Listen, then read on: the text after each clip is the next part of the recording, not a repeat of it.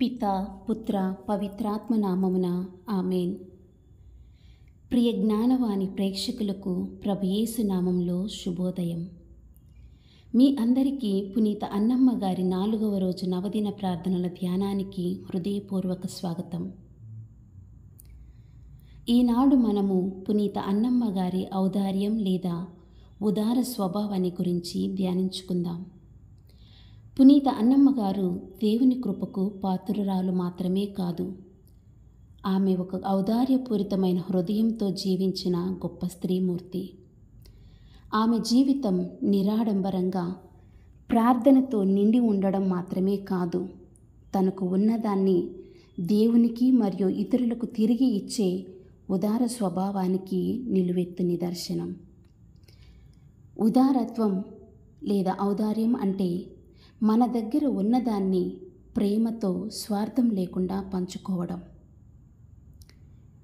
ఇది ధనం, బలం, బహుమతులు ఇలా వస్తు రూపంలో మాత్రమే కాదు, కానీ మన సమయం, శ్రమ, ధైర్యం, విశ్వాసం, కష్టాలలో అవసరాలలో ఉన్నవారికి తోడుగా ఉండడం వంటివి. అటువంటి ఉదారత్వాన్ని మనం కలిగి ఉన్నామా? కృంగి కృషించి అణచివేయబడిన నిస్సహాయులకు ఆదరువుగా అండగా నిలబడుచున్నామా?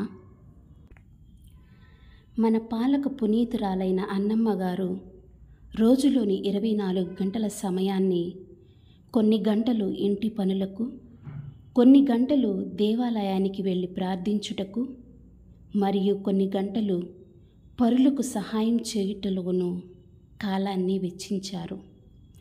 తన జీవితాన్ని వాక్యానుసారంగా జీవించి పరిపూర్ణం చేసుకున్నారు. లేవియ కాండము 27వ అధ్యాయము 37వ వచనము, పొలమున పండిన ధాన్యములోను పండ్లలోనూ 10వ వంతు ప్రభువునకు చెందును. మరియు మలాకీ గ్రంథము 3వ అధ్యాయము 10వ వచనము, మీరు మీ 10వ పాలును సంపూర్తిగా దేవాలయమునకు కొనిరండు. పునీత అన్నమ్మ గారు ఈ వాక్యాలను తన జీవితంలో సంపూర్తిగా పాటించి మనకు ఆదర్శంగా నిలిచారు. యావే దేవుడు మోషేతో చెప్పిన వాక్యం సంఖ్యాకాండము 18వ అధ్యాయము 26వ వచనము, లేవీయులు ఇజ్రాయేలీయుల నుండి 10వ పాలు తీసుకొనినప్పుడు మరలా దానిలో 10వ పాలు దేవునికి అర్పింపుడు అన్న వాక్యాన్ని నిస్సందేహంగా పాటించున్నారు. దేవుడు తనకిచ్చిన ఆస్తిని 3 భాగాలుగా చేసి, ఒక భాగము దేవాలయమునకు కానుకగాను, మరి ఒక భాగమును భిక్షకులకు, అవసరంలో ఉన్నవారికి సహాయముగాను, ఇంకొక భాగము తమ పోషణకు అంటే తమ అనుదిన జీవనానికి వినియోగించారు. పునీత అన్నమ్మ గారు దేవుని స్వభావం కలిగి యోహాను సువార్త 3వ అధ్యాయము 16వ వచనము, దేవుడు లోకమును ఎంతో ప్రేమించి తన ఏకైక కుమారుని ఈ లోకానికి పంపించారు. ఈ వాక్యాన్ని తను అక్షరాలా పాటించి, దేవుడు తనకు వసగిన ఏకైక కుమార్తె గారాల పట్టి అయిన కన్య మరియమ్మను లోక రక్షకునికి తల్లిగా దేవునికి అంకితం చేశారు. మరియ తల్లి కూడా దేవుని చిత్తానికి తలవంచి తన ఏకైక కుమారుని లోక రక్షణార్థమై బలిగా అర్పించారు.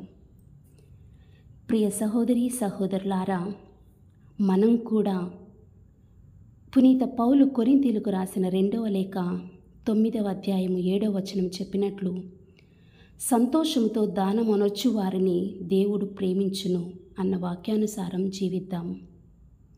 మత్తయి సువార్త 10వ అధ్యాయము 8వ వచనంలో, నీవు ఉచితముగా పొందితివి కనుక ఉచితముగానే వసగుము.